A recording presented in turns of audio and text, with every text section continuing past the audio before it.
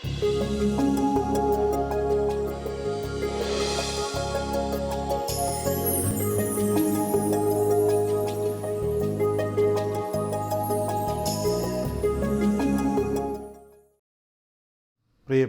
ശാലോം പ്രേക്ഷകർക്ക് ഒരിക്കൽ കൂടി ഈ ഡെയിലി മിറർ എപ്പിസോഡിലേക്ക് സ്വാഗതം. ഇന്നത്തെ നമ്മളുടെ ഈ അരമണിക്കൂർ പരിചിന്തന വേളയിൽ വിശുദ്ധ യോഹന്നാൻ്റെ സുവിശേഷം 3-ാം അധ്യായം 19-ാം വാക്യമാണ് നമ്മുടെ ചിന്തയ്ക്കായിട്ട് ഞാൻ എടുത്തിരിക്കുന്നത്. അതിപ്രകാരമാണ്: ഇതാണ് ശിക്ഷാവിധി, പ്രകാശം ലോകത്തിലേക്ക് വന്നിട്ടും മനുഷ്യർ പ്രകാശത്തേക്കാൾ അധികമായി അന്ധകാരത്തെ സ്നേഹിച്ചു, കാരണം അവരുടെ പ്രവൃത്തികൾ തിന്മ നിറഞ്ഞതായിരുന്നു. തിന്മ പ്രവർത്തിക്കുന്നവൻ പ്രകാശത്തെ വെറുക്കുന്നു, അവൻ്റെ പ്രവൃത്തികൾ വെളിപ്പെടാതിരിക്കുന്നതിന് അവൻ വെളിച്ചത്ത് വരുന്നുമില്ല. ഇതാണ് ശിക്ഷാവിധി. പ്രകാശം ഈ ലോകത്തിലേക്ക് വന്നു, പക്ഷേ മനുഷ്യൻ അന്ധകാരത്തെയാണ് സ്നേഹിക്കുന്നത്. കാരണം തിന്മ ചെയ്യുന്നവർക്കൊരിക്കലും പ്രകാശം ഇഷ്ടമല്ല. അവർക്ക് ഇഷ്ടം എപ്പോഴും അവരുടെ പ്രവൃത്തികൾ ഗൂഢമായിട്ട് ആരും അറിയാതെ ചെയ്യുന്നതിലാണ്.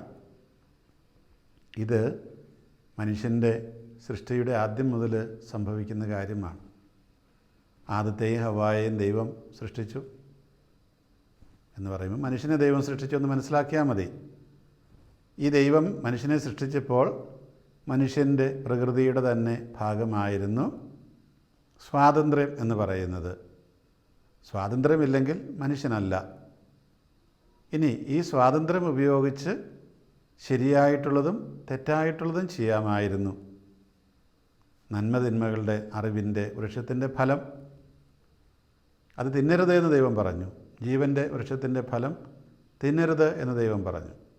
അപ്പോൾ ദൈവം ഈ മനുഷ്യരുടെ മുമ്പിൽ 2 കാര്യങ്ങൾ വച്ചിട്ടുണ്ട്. അവിടെ അവർക്ക് ഇഷ്ടം പോലെ പറിച്ച് തിന്നാൻ പറ്റുന്ന ബാക്കി എല്ലാ മരങ്ങളുടെയും ഫലങ്ങൾ. ഈ 2 മരങ്ങൾ, അതിൻ്റെ ഫലം നിങ്ങൾ തിന്നരുത്, തിന്നാൽ നിങ്ങൾ മരിക്കും. അതാണ് ഇതിൻ്റെ കാര്യം. അപ്പോൾ ദൈവം സൃഷ്ടിച്ച മനുഷ്യൻ തൻ്റെ സ്വാതന്ത്ര്യം ഉപയോഗിച്ച് ഏതിനെ സ്വീകരിക്കണം? മരണത്തെ സ്വീകരിക്കണമോ ജീവനെ സ്വീകരിക്കണമോ എന്നുള്ളതാണ് ചോദ്യം. അവിടെ അവർ ചിന്തിച്ചു നോക്കി. പക്ഷേ ആ ചിന്തയ്ക്ക് പ്രേരകമായത് എന്താണ്? പുറത്തു നിന്നുള്ള ചില ബാഹ്യശക്തികളാണ്, ദൈവത്തിന് വിരുദ്ധമായിട്ടുള്ള ശക്തികളാണ്. ആ ശക്തികൾ വന്നിട്ട് ഹവ്വായോട് പറയുന്നു, ദേ ഈ പഴം തിന്നരുത് എന്ന് പറഞ്ഞിരിക്കുന്നത് ദൈവത്തിന് നിങ്ങളോട് ഇഷ്ടമില്ലാഞ്ഞിട്ടാണ്. നിങ്ങൾ ദൈവത്തെ പോലെയാകും എന്നുള്ളത് കൊണ്ടാണ് ദൈവം അത് തിന്നരുതെന്ന് പറഞ്ഞിരിക്കുന്നത് എന്ന് പറഞ്ഞിട്ട് പഴം ഹവ്വായ്ക്ക് വെച്ച് നീട്ടി കൊടുക്കുകയാണ്. അപ്പോൾ അവളെക്കുറിച്ച് അല്ലെങ്കിൽ ഈ പഴത്തെക്കുറിച്ച് വചനം പറയുന്നത് ഇങ്ങനെയാണ്: അത് ആസ്വാദ്യകരമായിരുന്നു. ആ പഴം കണ്ണിന് ഇമ്പമുള്ളതായിരുന്നു, അറിവേകാൻ പ്രാപ്തിയുള്ളതായതുകൊണ്ട് അത് അവർക്ക് താല്പര്യമുള്ള വിഷയമായിരുന്നു. തിന്മയിലേക്ക് നമ്മളെ കൊണ്ടുപോകുന്ന കാര്യങ്ങൾ ഇങ്ങനെയൊക്കെയാണ് പലപ്പോഴും.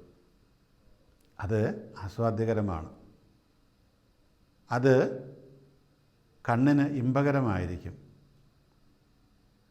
മറ്റു തരത്തിലുള്ള ചില അഡ്വാൻറ്റേജസ് ഉള്ളതുകൊണ്ട് അത് നമുക്കിഷ്ടപ്പെടും. നേരെ മറിച്ച് നല്ല വഴിയിലൂടെ നടക്കുക എന്ന് പറയുമ്പോൾ ചിലതൊക്കെ നമുക്ക് വേണ്ടെന്ന് വെക്കേണ്ടി വരും. ഇവിടെ സ്വാതന്ത്ര്യം നമുക്കുണ്ട്, തിരഞ്ഞെടുക്കണമോ വേണ്ടയോ എന്ന് ചിന്തിക്കാൻ, തീരുമാനിക്കാൻ. അപ്പോൾ ഞാൻ മരണത്തിലേക്ക് പോകണമോ ജീവനിലേക്ക് പോകണമോ? ഹവ്വ ദൈവം പറഞ്ഞ കാര്യമെല്ലാം മറന്നു. എന്നിട്ട് മരണത്തിലേക്ക് പോകുന്ന പഴം പറിച്ച് തിന്നു. അല്ലെങ്കിൽ തിന്മ എന്ന് ദൈവം തീരുമാനിച്ചതിനെ നന്മയായിട്ട് അവൾക്ക് തോന്നി. അത് പാടില്ല എന്നാണ് ഈ പറഞ്ഞു വരുന്നത്. അവൾ തിന്നുക മാത്രമല്ല, ഭർത്താവിനും കൊടുത്തു. അങ്ങനെ 2 പേരും തിന്നു. 2 പേരും മരണത്തിലേക്ക് പോവുകയും ചെയ്തു. അപ്പോൾ ഈ ശിക്ഷാവിധി എന്ന് പറഞ്ഞ് എന്താണെന്ന് പറഞ്ഞു. ഇതാണ് ശിക്ഷാവിധി.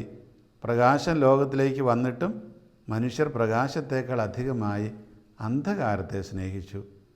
ദൈവം ഇത്രയൊക്കെ ചെയ്തു കൊടുത്തിട്ടും ഇതൊന്നും ചെയ്തു കൊടുക്കാതിരുന്ന പിശാചിനെ സ്നേഹിക്കുന്ന മനുഷ്യൻ, അന്ധകാരത്തെ സ്നേഹിക്കുന്ന മനുഷ്യൻ, അത് തന്നെയാണ് ശിക്ഷാവിധി. ഞാൻ ചെയ്യുന്ന കൃത്യത്തിൻ്റെ ഫലം ഞാൻ അനുഭവിച്ചേ മതിയാകൂ. അപ്പോൾ ആ ശിക്ഷാവിധി ഞാൻ തന്നെയാണ് എൻ്റെ മേൽ വരുത്തി വയ്ക്കുന്നത്. അതിനാരെയും കുറ്റം പറഞ്ഞിട്ട് കാര്യമില്ല. നമ്മുടെ മുമ്പിൽ ഒരാൾ നല്ലൊരു പാത്രം പുഡിങ് കൊണ്ടുവച്ചിരിക്കുന്നു. അതിനപ്പുറത്ത് ഒരു പാത്രം വിഷം കലക്കി വെച്ചിട്ടുണ്ട്, എലിവിഷം ആയിക്കോട്ടെ. ഇത് രണ്ടും എടുത്ത് കഴിക്കാനുള്ള സ്വാതന്ത്ര്യം നമുക്കുണ്ട്.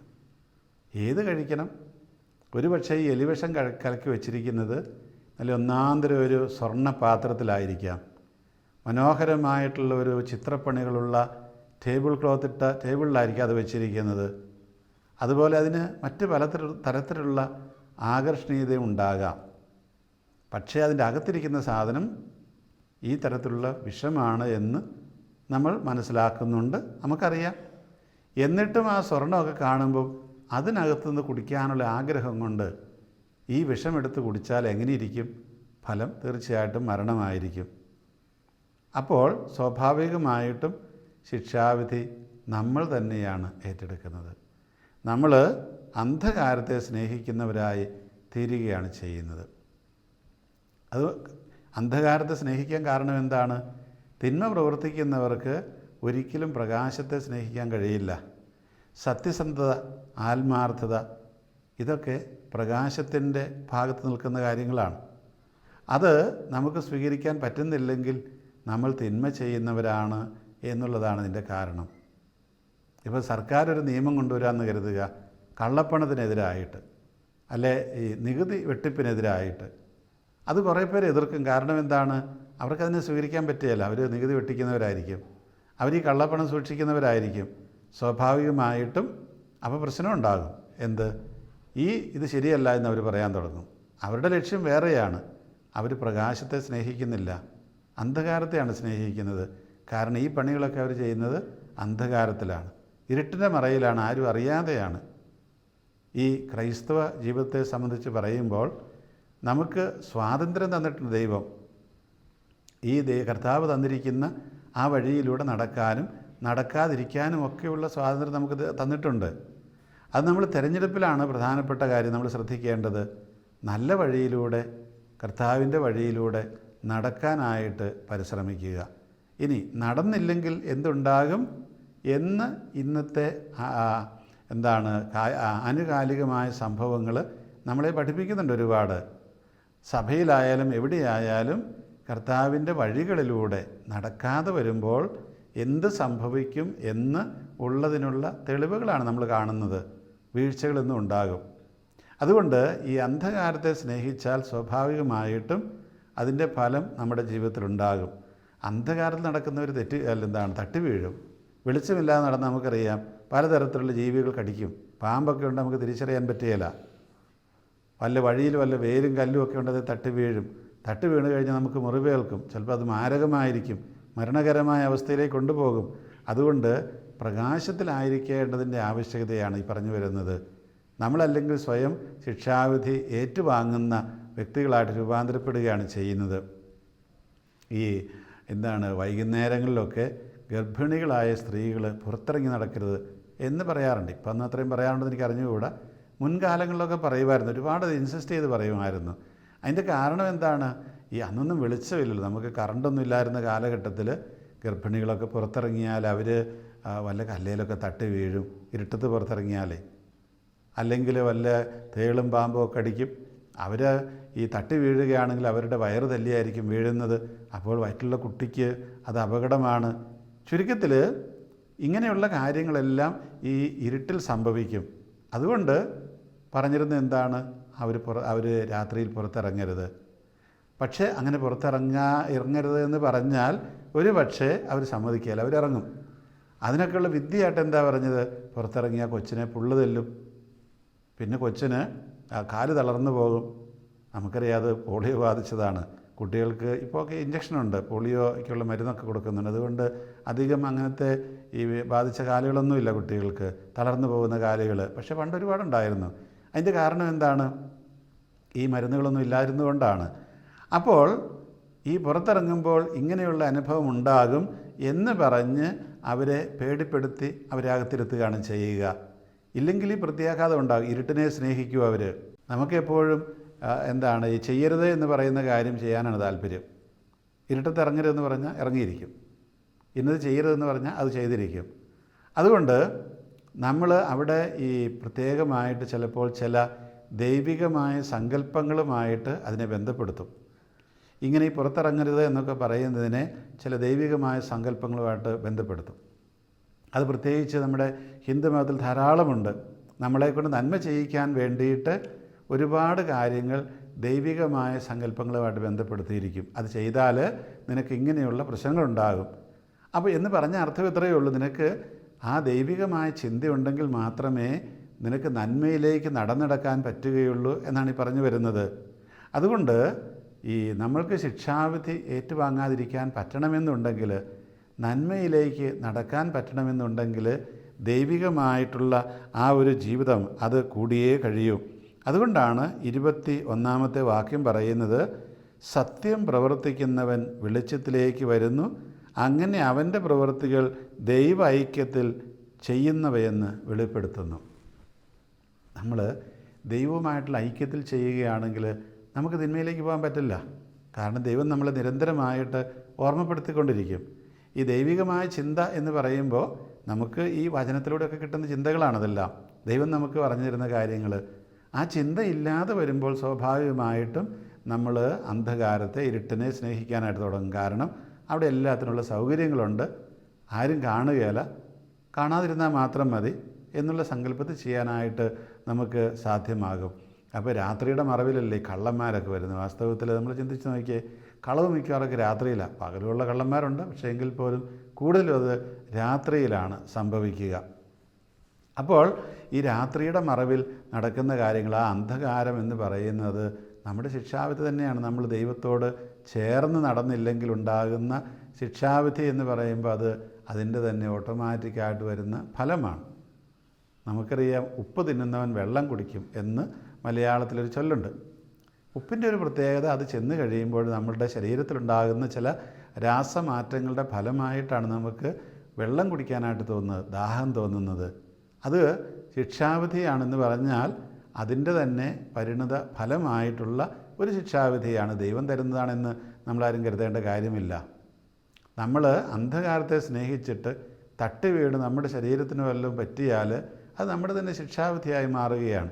അതുകൊണ്ട് ഇതാണ് ശിക്ഷാവിധി. പ്രകാശം ലോകത്തിലേക്ക് വന്നിട്ടും മനുഷ്യൻ പ്രകാശത്തേക്കാൾ അധികമായി അന്ധകാരത്തെ സ്നേഹിച്ചു, കാരണം അവരുടെ പ്രവൃത്തികൾ തിന്മ നിറഞ്ഞതായിരുന്നു. കർത്താവ് ഈ ലോകത്തിലേക്ക് പ്രകാശമായിട്ടാണ് കടന്നു വരുന്നത്. നമുക്കറിയാം, നമ്മൾ ജ്ഞാനസ്നാനം സ്വീകരിക്കുമ്പോൾ നമുക്ക് കത്തിച്ച ഒരു മെഴുകുതിരി തരും. എന്തിനാണ്? എന്നിട്ട് പറയുന്നത് എന്താണ്? ലോകത്തിൻ്റെ പ്രകാശമായ മിശിഹ നിനക്ക് മാർഗ്ഗദീപമായിരിക്കണം. നമ്മൾ വസ്തുക്കളെ കാണുന്നത്, വ്യക്തികളെ കാണുന്നത് പ്രകാശത്തിലാണ്. അതിൻ്റെ ശാസ്ത്രീയമായ തത്വം എന്താണ്? ഒരു വസ്തുവിൽ തട്ടിപ്രകാശിക്കുന്ന തട്ടി റിഫ്ലക്റ്റ് ചെയ്തു വരുന്ന പ്രകാശം, ആ പ്രകാശം നമ്മുടെ കണ്ണിലേക്കുള്ള പ്രത്യേകമായൊരു ഭാഗത്ത് ചെന്ന് തട്ടുമ്പോൾ ഉണ്ടാകുന്ന പ്രതിഫലനത്തിൽ നിന്നാണ് നമ്മൾ ആ രൂപത്തെ കാണുന്നത്. അപ്പോൾ അതില്ലെങ്കിൽ നമുക്ക് ആ രൂപത്തെ കാണാൻ പറ്റില്ല. നിങ്ങൾ ചിന്തിച്ച് നോക്കി, ക്യാമറയിലൊക്കെ ഉണ്ടല്ലോ, ക്യാമറയിൽ ചിത്രം പതിയുന്നത് ഇപ്പം ഈ ഡിജിറ്റൽ എനിക്ക് അറിഞ്ഞുകൂടാ എങ്ങനെയാണെന്ന്. പക്ഷേ മുൻകാലങ്ങളിലൊക്കെ അത് ഫിലിമായിരുന്നു. ശരിക്കും പറഞ്ഞാൽ ഈ ഫിലിമിലേക്ക് തലകുത്തിയാണ് ഈ ചിത്രങ്ങൾ ചെല്ലുന്നത്. അങ്ങനെയാണ് അതിൻ്റെ സംവിധാനം. പക്ഷേ അത് ചില പ്രത്യേക കാരണങ്ങൾ കൊണ്ട് അത് ശരിയായ രീതിയിൽ പതിയുകയാണ് ചെയ്യുന്നത്. ആ പ്രകാശം ഈ ഒരു വസ്തുവിൽ നിന്ന് ക്യാമറയുടെ ലെൻസിലേക്ക് ചെല്ലുന്നില്ലെങ്കിൽ സ്വാഭാവികമായിട്ടും അവിടെ ആ ചിത്രം പതിയുകയില്ല. അതുകൊണ്ടാണ് രാത്രിയിൽ അല്ലെങ്കിൽ വെളിച്ചം കുറവുള്ളിടത്ത് ഫ്ലാഷ് ഉപയോഗിക്കുന്നത്. അതുകൊണ്ടാണ്. അപ്പോൾ ഈ ചിത്രം കണ്ണിലേക്ക്, അല്ലെങ്കിൽ ക്യാമറയുടെ കണ്ണിലേക്ക്, അത് ലെൻസിലേക്ക് പതിയണമെങ്കിൽ നല്ല വെളിച്ചം വേണം. ഇനി മാത്രമല്ല, അത് വെളിച്ചത്തിൻ്റെ പ്രത്യേകത നിറമൊക്കെ അനുസരിച്ച് കിട്ടുന്ന ചിത്രത്തിൻ്റെയും നിറം മാറും. അതുകൊണ്ടാണല്ലോ ഈ ക്യാമറയിലൊക്കെ ഫിൽറ്ററുകൾ ഉപയോഗിക്കും, പലതരത്തിലുള്ള നിറത്തിലുള്ള ഫിൽറ്ററുകൾ. അതുപോലെ തന്നെ ഈ ഒരുതരം കാലിഡോസ്കോപ്പ് പോലെ ഇങ്ങനെ പലതരത്തിലുള്ള ചിത്രങ്ങൾ എടുക്കുന്ന ലെൻസ് കിട്ടും. ഞാൻ പണ്ട് റൂമിൽ പഠിച്ചപ്പോൾ ഓർക്കുന്നു, ഈ സാധാരണ ക്യാമറ, അന്നെല്ലാം ഫിലിം ക്യാമറകളാണ്, ഇങ്ങനെ ഫോക്കസ് ചെയ്യുന്നത്, ഓട്ടോ ഫോക്കസ് ഒന്നുമില്ല, കൈകൊണ്ടൊക്കെ തിരിച്ചു വെക്കണം. പക്ഷേ അതിനൊക്കെ ഒരുതരം പ്രത്യേകതരം ലെൻസ് കിട്ടുമായിരുന്നു. ആ ലെൻസ് കൊണ്ട് നമ്മൾ ഫോട്ടോ എടുത്ത് കഴിയുമ്പോൾ ഒരാളുടെ തന്നെ ഒരു 10-15 ചിത്രങ്ങൾ അതിനകത്ത് പതിയും, കാലിഡോസ്കോപ്പിൽ കാണുന്ന പോലെ തന്നെ. അപ്പോൾ അതിൻ്റെ കാരണം എന്താണ്? ആ ലെൻസിൻ്റെ പ്രത്യേകതയാണ്. ഈ ലെൻസിലൂടെ കടന്നു വരുന്ന വെളിച്ചം ആ രീതിയിലുള്ളൊരു ചിത്രമാണ് അതിൻ്റെ ലെൻസിലേക്ക് പ്രതിഫലിപ്പിക്കുന്നത്. ചുരുക്കത്തിൽ പലതരത്തിൽ നമുക്ക് നമ്മുടെ കണ്ണിലേക്ക് കടന്നു വരുന്ന ചിത്രത്തെ ഡിസ്റ്റോർട്ട് ചെയ്യാൻ പറ്റും. അതായത് അതിൻ്റെ പ്രകൃതി മാറ്റാനായിട്ട് നമുക്ക് പറ്റും. അത് ശരിയായ രീതി കാണണമെന്നില്ല. ഇപ്പോൾ നിങ്ങൾ ഈ ഐഫോണോ അല്ലെ ഐപാഡൊക്കെ ഉപയോഗിക്കുന്നവർക്കറിയാം, അതിനകത്ത് ഫോട്ടോ ബൂത്ത് എന്ന് പറഞ്ഞൊരു ആപ്പുണ്ട്, ഒരു മൊബൈൽ ആപ്പ്. ഈ ആപ്പിൽ ഒരുപാട് തരത്തിലുള്ള ഫോട്ടോ നമുക്ക് എടുക്കാം. നമ്മുടെ മുഖമൊക്കെ ഇങ്ങനെ വളരെ വൈകൃതമായിട്ട് ഒക്കെ കിട്ടുന്ന ഫോട്ടോകളുണ്ട് അതിന്, അല്ലെങ്കിൽ ആ ഒരു രീതി കിട്ടുന്ന അതിനുള്ള ഫെസിലിറ്റി അതിനകത്തുണ്ട്. അപ്പോൾ അങ്ങനെ പലതരത്തിലുള്ള ഫോട്ടോ എടുക്കാവുന്ന ഒരു ആപ്പാണ് ഈ ഫോട്ടോ ബൂത്ത് എന്ന് പറയുന്നത്. കാരണം എന്താണ്? അതങ്ങനെയാണ് ഡിസൈൻ ചെയ്തിരിക്കുന്നത്. ഇത് നമ്മുടെ ഫിഗറിൻ്റെ കുഴപ്പമല്ല, നേരെ മറിച്ച് ആ ആപ്പിലേക്ക് കടന്നു പോകുന്ന നമ്മുടെ അല്ലെങ്കിൽ ആപ്പിൻ്റെ പ്രത്യേകത അങ്ങനെയാണ്. ചുരുക്കത്തിൽ ഇത് തന്നെയാണ് നമ്മുടെയൊക്കെ ജീവിതത്തിൽ സംഭവിക്കുക. നമ്മൾ കർത്താവിൻ്റെ വെളിച്ചം ആ തിരി തരുന്നതിലൂടെ നമ്മൾ പ്രതീകാത്മകമായി സ്വീകരിച്ചതാണ്. ആ വെളിച്ചം എന്തിനു വേണ്ടിയിട്ടാണ് തരുന്നത്? കാരണം ഇനി മുതൽ നിൻ്റെ കണ്ണിലേക്ക് കടന്നു വരുന്ന മറ്റുള്ളവരുടെ ചിത്രങ്ങൾ, സംഭവങ്ങളുടെ ചിത്രങ്ങൾ, അതൊക്കെ എങ്ങനെയാണ് വരേണ്ടത്? ക്രിസ്തുവിൻ്റെ കണ്ണിലൂടെ കാണുന്നവർ നീ കാണുക. ക്രിസ്തു എങ്ങനെയാണ് കണ്ടത്? വളരെ നമ്മൾ ചിന്തിക്കേണ്ട കാര്യമാണിത്. വസ്തുക്കളെയും സംഭവങ്ങളെയും അതിനെയൊക്കെ ക്രിസ്തു എങ്ങനെയാണ് വീക്ഷിച്ചത്? അതേ കണ്ണിലൂടെ നിനക്ക് കാണാൻ പറ്റുമ്പോൾ നീ യഥാർത്ഥത്തിൽ ഈ പ്രകാശത്തിൻ്റെ മകനോ മകളോ ആയി മാറും. അപ്പോൾ നിൻ്റെ ശിക്ഷാവിധിയും എന്തായിരിക്കും? ഈ പ്രകാശത്തിൻ്റെ തന്നെയായിരിക്കും. പ്രകാശത്തിൽ നടക്കുന്നവർ തട്ടി വീഴുകയല്ല. പ്രകാശത്തിൽ നടക്കുന്നവർക്ക് പാമ്പ് കടിയേക്കേണ്ടി, പാമ്പിനെ പിടിക്കാൻ പോയി കടിക്കും, പക്ഷേ സാമാന്യഗതിയിൽ അറിയാതെ പോയി ചവിട്ടുകയൊന്നുമില്ല. അപ്പോൾ ഈ പ്രകാശത്തിൽ നടക്കുക എന്ന് പറഞ്ഞാൽ ദൈവത്തിൻ്റെ കൂടെ നടക്കുക എന്ന് തന്നെയാണ് അർത്ഥം. നമുക്ക് ഈ സിനിമയിലായാലും നാടകത്തിലായാലും ഇപ്പം ഫിലിമിലായാലും ഒക്കെ ഇപ്പോൾ ഞാനിവിടെ ഇത് പറഞ്ഞുകൊണ്ടിരിക്കുമ്പോൾ നിങ്ങൾക്ക് എൻ്റെ ചിത്രം കാണാൻ പറ്റും. പക്ഷേ ഈ ചിത്രത്തിൻ്റെയൊക്കെ വെളിച്ചം, അല്ലെങ്കിൽ എൻ്റെ ഈ ചിത്രം കിട്ടുന്നതിന് അവരെന്ത് ചെയ്തിരിക്കും? സാമാന്യ രീതിയിൽ പലതരത്തിലുള്ള കടലാസുകളുടെയൊക്കെ ഈ വെളിച്ചത്തിൻ്റെ രീതികൾ മാറ്റും. അതെന്തിനാണ് മാറ്റുന്നത്? നിങ്ങളെന്നെ കാണുമ്പോൾ അത് കൃത്യമായിട്ടിരിക്കാൻ വേണ്ടിയിട്ടാണ്. അല്ലെങ്കിൽ ഈ വേറെ വെളിച്ചങ്ങളൊക്കെ കയറി വന്ന് ഈ ചിത്രം ഡിസ്റ്റോർട്ടഡ് ആകും. അങ്ങനെ ആകാതിരിക്കാൻ വേണ്ടിയാണ് അത് ചെയ്യുന്നത്. അപ്പോൾ നമുക്ക് ശരിയായിട്ടുള്ള ചിത്രം കിട്ടണമെന്നുണ്ടെങ്കിൽ ചില കാര്യങ്ങൾ വേണം. അത് കർത്താവിൻ്റെ പ്രകാശത്തിൽ ആയിരിക്കുക എന്നുള്ളതാണ്. ആ കർത്താവിൻ്റെ പ്രകാശത്തിലാണ് നമ്മളെപ്പോഴും ആളുകളെയൊക്കെ കാണേണ്ടത്, ആളുകളെക്കുറിച്ച് പറയേണ്ടത്, വിമർശിക്കേണ്ടത്, അതുപോലെ കാര്യങ്ങളെ വ്യാഖ്യാനിക്കേണ്ടത്. ക്രിസ്തുവിൻ്റെ വെളിച്ചത്തിൽ കാണണമെന്നുണ്ടെങ്കിൽ അവസാനം ആ വചനം പറഞ്ഞു നിർത്തിയതുപോലെ സത്യം പ്രവർത്തിക്കുന്നവൻ വെളിച്ചത്തിലേക്ക് വരുന്നു, അങ്ങനെ അവൻ്റെ പ്രവൃത്തികൾ ദൈവ ഐക്യത്തിൽ ചെയ്യുന്നവയെന്ന് വെളിപ്പെടുന്നു. ദൈവ ഐക്യത്തിലായിരിക്കുന്ന ഒരു വ്യക്തിയുടെ പ്രവൃത്തികൾ എപ്പോഴും ദൈവം ചെയ്യുന്നത് പോലെ തന്നെയായിരിക്കും. അതുകൊണ്ടാണ് നമ്മൾ പലപ്പോഴും ഒന്ന് ചിന്തിച്ച് ധ്യാനിച്ച് പ്രാർത്ഥിച്ച് നോക്കുക, ദൈവമാണെങ്കിൽ ഈ കാര്യത്തിൽ എന്തായിരിക്കും ചെയ്യുക. പിന്നെ ദൈവമാണെങ്കിൽ എന്താ ചെയ്യുക എന്നുള്ളത് സുവിശേഷങ്ങൾ വായിച്ചു നോക്കുമ്പോൾ വളരെ വ്യക്തമായിട്ട് കാണാം. കർത്താവ് എങ്ങനെയൊക്കെയാണ് കാര്യങ്ങളെ കണ്ടത്, ആ രീതിയിൽ ചെയ്താൽ ദൈവം ചെയ്യുന്നത് പോലെ തന്നെയായിരിക്കും. അതുകൊണ്ട് ഈ ദൈവവുമായിട്ട് നമ്മൾ ഐക്യത്തിലായിരിക്കുമ്പോൾ ചെയ്യുന്നതെല്ലാം നന്മയായിരിക്കും, ഐക്യത്തിലല്ലെങ്കിൽ തിന്മയായിരിക്കും. കാരണം പ്രകാശമില്ലാത്തിടത്ത് എപ്പോഴും എന്തെങ്കിലുമൊക്കെ പ്രശ്നങ്ങളുണ്ടാകും എന്നുള്ളത് ഉറപ്പാണ്. അപ്പോൾ നമ്മുടെ ശിക്ഷാവിധി നമ്മൾ തന്നെയാണ് ഒരു തരത്തിൽ പറഞ്ഞാൽ അത് ഉണ്ടാക്കുന്നത്, അല്ലെങ്കിൽ വരുത്തി വയ്ക്കുന്നത്. നല്ല ശിക്ഷയിലേക്കല്ല, അതിന് ശിക്ഷയെന്ന് വിളിക്കത്തില്ലല്ലോ, നല്ല അവസ്ഥയിലേക്ക് പോകുന്നതും ചീത്ത അവസ്ഥയിലേക്ക് പോകുന്നതും എല്ലാം നമ്മൾ തന്നെ ഉണ്ടാക്കുന്ന ആ ഒരു ശിക്ഷാവിധിയുടെ അടിസ്ഥാനത്തിലാണ്. അതുകൊണ്ട് ഈ കർത്താവ് പറഞ്ഞതാണ്, നിങ്ങളുടെ ഈ ശിക്ഷാവിധി എന്ന് പറഞ്ഞിരിക്കുന്നത് എന്താണ്? ശിക്ഷാവിധി ഇതാണ്, അന്ധകാരത്തെ സ്നേഹിക്കുന്നു. ആദവും ഹവ്വായും അന്ധകാരത്തെ സ്നേഹിച്ചു, കായേനും ആബേലും ആബേലല്ല, കായൻ അന്ധകാരത്തെ സ്നേഹിച്ചു. അതുപോലെ അന്ധകാരത്തെ സ്നേഹിച്ച മനുഷ്യർ ധാരാളം നമ്മൾ ബൈബിളിലൂടെ കടന്നു വരുമ്പോൾ കാണാം. അതിലേറ്റവും അവസാനത്തായിട്ട് നമുക്ക് കാണാം യൂദാസ് എന്ന് പറയുന്ന മനുഷ്യൻ. അന്ധകാരത്തെ സ്നേഹിച്ചവരുടെ ഏറ്റവും വലിയ ഉദാഹരണമാണ് അവൻ. അവൻ്റെ കൂടെ വെളിച്ചം തന്നെ ഉണ്ടായിരുന്നു 24 മണിക്കൂറും. പക്ഷെ അവൻ എന്നിട്ടും അന്ധകാരത്തെയാണ് സ്നേഹിച്ചത്. അവൻ എപ്പോഴും ഇറങ്ങിപ്പോയെന്ന് നോക്കിയേ. അത്താഴ സമയത്ത് അവൻ ഇരുട്ടിലേക്കാണ് പോയത്. അവൻ പോയപ്പോൾ അന്ധകാരമാണ്. വിശുദ്ധ വചനം പ്രത്യേകമായിട്ട് എടുത്തു പറയുന്നതാണ്, അവൻ അന്ധകാരത്തിലേക്ക് പോയി. അവൻ വെളിച്ചത്തിലിരുന്നെങ്കിൽ അത്രയും ഉണ്ടാകുകയല്ല. അവൻ്റെ പദ്ധതികളെല്ലാം അവൻ നടപ്പാക്കിയത് ഇരുട്ടത്തിരുന്നിട്ടാണ്. രാത്രിയിലാണ് ഈശോയെ ഒറ്റിക്കൊടുക്കാനായിട്ട് പോകുന്നത്. പന്തങ്ങളും വാളുകളും വടികളുമൊക്കെ ആയിട്ട് ഗെത്സമേൻ തോട്ടത്തിലേക്ക്. സ്നേഹമുള്ളവരെ, നമ്മൾ ഓർക്കുക, ഈ അന്ധകാരത്തെ സ്നേഹിക്കുക എന്ന് പറഞ്ഞാൽ ഇതൊക്കെ തന്നെയാണ്. അത് തന്നെ നമ്മുടെ ശിക്ഷാവിധിയായിട്ട് മാറും. അതുകൊണ്ട് ക്രൈസ്തവരായ നമ്മുടെ ദൗത്യം എന്താണ്? നമ്മുടെ ദൗത്യം ഈ പ്രകാശത്തെ എപ്പോഴും സ്നേഹിക്കുകയും അതിൻ്റെ മക്കളായിരിക്കുകയും ചെയ്യുക എന്നുള്ളതാണ്. നമ്മളിൽ ഒരു തുറവിയൊക്കെ ഉണ്ടാവുക. ആ യൂദാസ് കർത്താവിൻ്റെ കൂടെ വെളിച്ചത്തിൻ്റെ കൂടെ നടന്നെങ്കിലും അവൻ്റെ മനസ്സ് ആ വെളിച്ചത്തിലൊന്നും ആയിരുന്നില്ല. അവൻ പലപ്പോഴും എല്ലാത്തിനെയും വേറൊരു വെളിച്ചത്തിലൂടെയാണ് കണ്ടിരുന്നത്. അപ്പം അതുകൊണ്ട് നമ്മളൊരു തിരി കയ്യിൽ പിടിച്ചു എന്ന് പറഞ്ഞിട്ട് കാര്യമില്ല. നേരെ മറിച്ച് നമ്മൾ നോക്കുന്നത് ആ തിരിയുടെ വെളിച്ചത്തിലൂടെ തന്നെ ആയിരിക്കണം എന്ന് ഉറപ്പ് വരുത്തണം.